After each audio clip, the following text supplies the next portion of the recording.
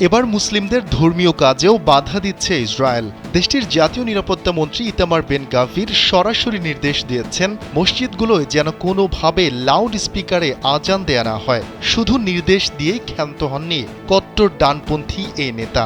হুমকি দিয়েছেন, নির্দেশ অমান্য করে কোনো মসজিদের স্পিকার বা মাইক থেকে যদি আজানের শব্দ আসে তাহলে নেওয়া হবে কঠোর ব্যবস্থা।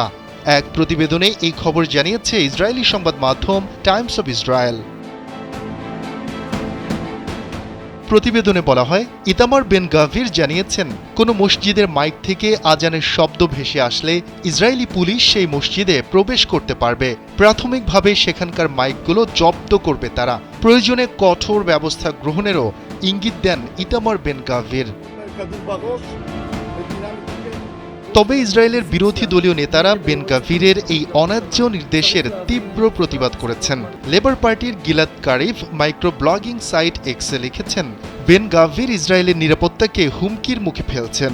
মনে হচ্ছে বারুদের ব্যারেলে ম্যাচের কাঠি ফেলে বিস্ফোরণ না ঘটানো পর্যন্ত তিনি থামবেন না।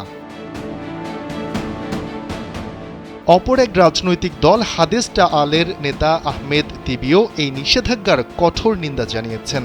বলেন, বেন গাভির ঘৃণা ও আরবদের নিপীড়নের ওপর তার ঘাঁটি তৈরি করেছেন। এই মুসলিম ইসরায়েলি সাংসদ সতর্ক করেছেন, এই দাঙ্গাবাজ মন্ত্রীর কর্মকাণ্ডের জন্য দায়ী প্রধানমন্ত্রী বেনিয়ামিন নেতানিয়াহু। শফিকুল ইসলাম শান্ত, কাল বেলা ডেস্ক।